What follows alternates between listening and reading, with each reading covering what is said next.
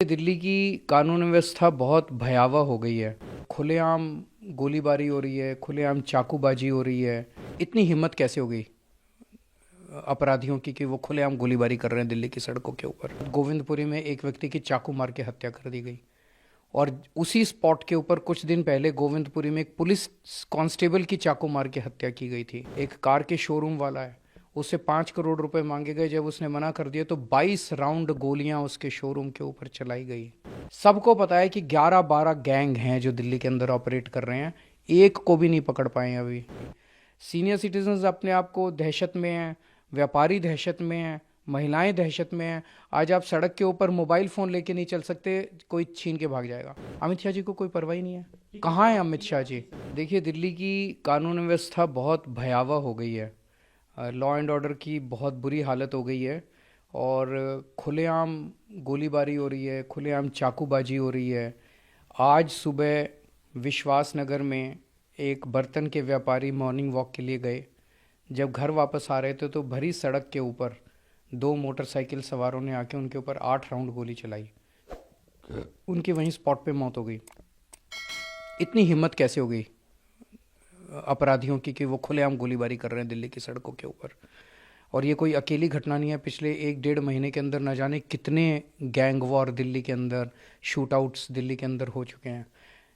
आज ही उस विश्वासनगर की घटना के कुछ घंटे के बाद गोविंदपुरी में एक व्यक्ति की चाकू मार के हत्या कर दी गई और उसी स्पॉट के ऊपर कुछ दिन पहले गोविंदपुरी में एक पुलिस कांस्टेबल की चाकू मार के हत्या की गई थी।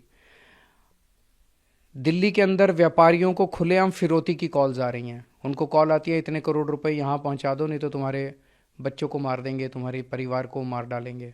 एक मिठाई वाला है, उसको कॉल आई कि 2 करोड़ रुपए दो। जब उसने देने से मना कर दिया तो 2 दिन बाद उसकी दुकान के ऊपर 2 मोटरसाइकिल सवार आए और उन्होंने धुआंधार गोलियां चला दी। एक कार के शोरूम वाला है, उससे 5 करोड़ रुपए मांगे गए। जब उसने मना कर दिया तो 22 राउंड गोलियां उसके शोरूम के ऊपर चलाई गई।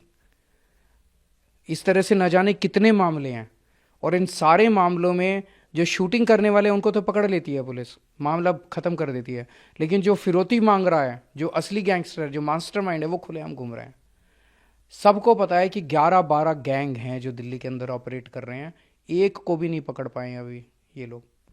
तो महिलाएं असुरक्षित हैं, महिलाओं के किडनैपिंग हो रही है, उनका रेप हो जाता है, गैंग रेप हो जाता है, उसके बाद उनका मर्डर कर दिया जाता है। घर से बाहर निकलती हैं लड़कियां, उनके साथ छेड़खानी होती है। को किसके पास जाएं?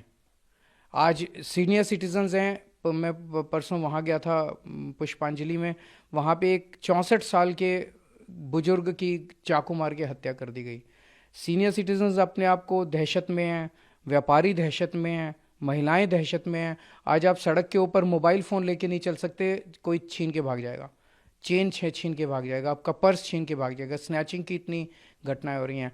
दिल्ली के अंदर कानून व्यवस्था बनाए रखने की जिम्मेदारी सीधे सीधे गृह मंत्री यानी कि अमित शाह जी की है संविधान के तहत।